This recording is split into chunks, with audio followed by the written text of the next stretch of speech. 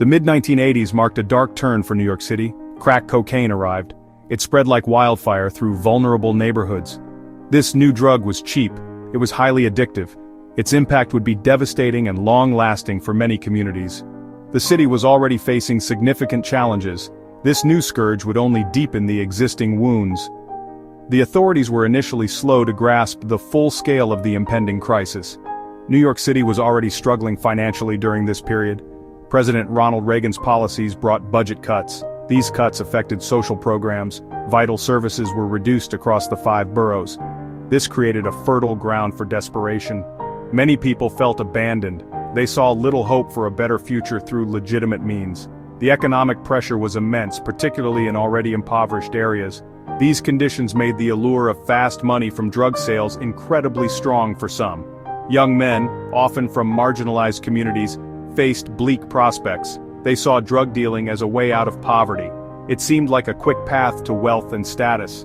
The legitimate job market offered little. Escaping the cycle of poverty felt impossible for many. Selling crack became a dangerous but tempting alternative. The risks were high, but the perceived rewards were even higher.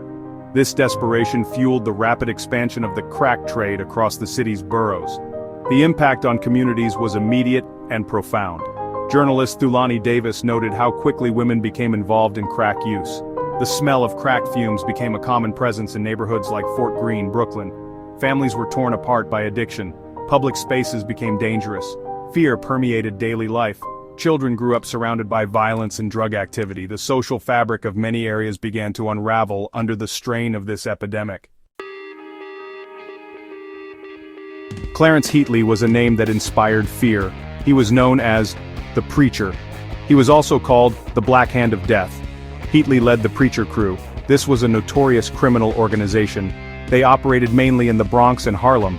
This was during the peak of the crack epidemic. Heatley himself had a history of crime. He dropped out of school by 4th grade. He had convictions for firearms and robberies in the 1970s.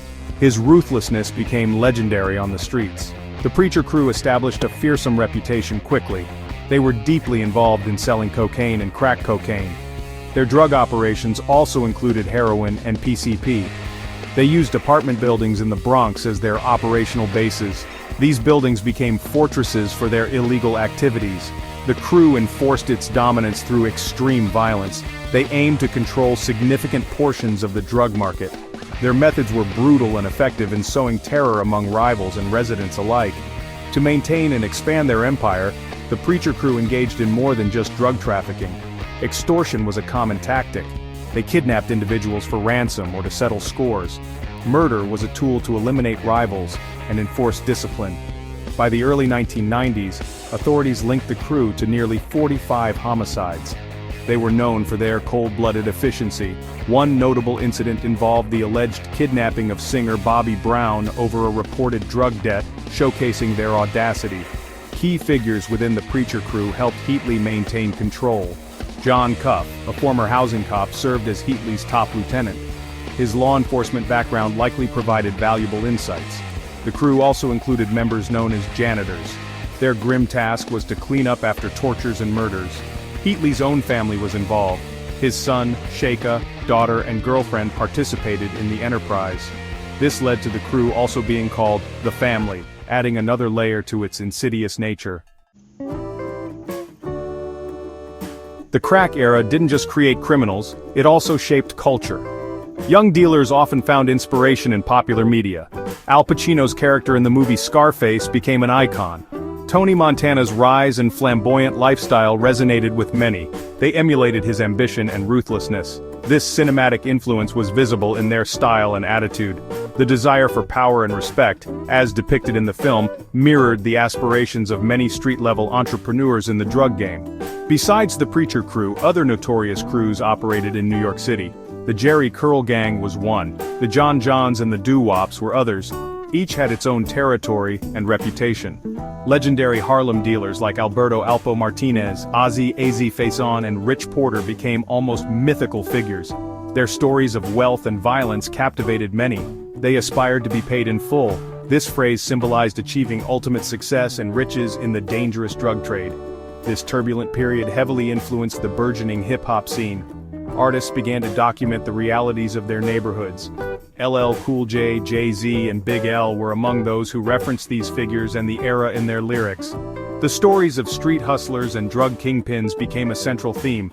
Eric B. and Rakim's album Paid in Full, released in 1987, became an anthem. Its themes of wealth and power resonated deeply with those involved in the crack trade.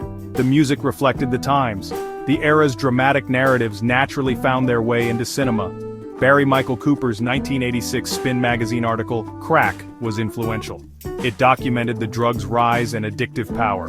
This article inspired the 1991 film New Jack City. Another significant film was Paid in Full, 2002. Co-written by Thulani Davis, it depicted the lives of Alpo Martinez, Arizona Faison, and Rich Porter. AZ Faison's own writings, later published as Game Over, formed the basis for this movie's screenplay. The unchecked reign of crack crews could not last forever. Law enforcement agencies began to ramp up their efforts. By the early 1990s, the New York Police Department, NYPD, and the Federal Bureau of Investigation, FBI, formed dedicated task forces. Their primary goal was to dismantle these powerful criminal organizations. The Preacher Crew became a major target. The authorities understood the need for a coordinated approach. They started gathering intelligence and building cases against key players in the drug trade. The downfall of the Preacher Crew came through persistent police work. In February 1999, Clarence Heatley, then 47, faced justice. He pleaded guilty to racketeering and murder conspiracy. These charges were related to 13 drug-related homicides. To avoid a potential death penalty, Heatley accepted a plea deal. He received a life sentence for his crimes. During his plea, he acknowledged his actions. He stated, "I stand before the court, having committed such acts, knowing that water seeks its own level. If you do what you do, you get what you get." It is important to note that police corruption sometimes complicated the situation. There were reports of crooked police precincts. Some officers were allegedly paid off by drug crews. This allowed the chaos to flourish for a time in certain areas. Such corruption undermined community trust in law enforcement. It also made the task of honest officers much harder. Addressing internal corruption was another challenge authorities faced. Over time, efforts were made to root out these corrupt elements.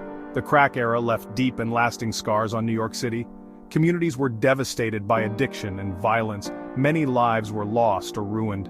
While the major crews were eventually dismantled, the socio-economic problems that fueled their rise lingered. The cultural impact, however, extended far beyond the city. The stories, music, and films born from this era continue to influence popular culture. The legacy of figures like Alpo, Arizona, and Rich Porter, and crews like the Preacher Crew serves as a grim reminder of a turbulent chapter in New York's history.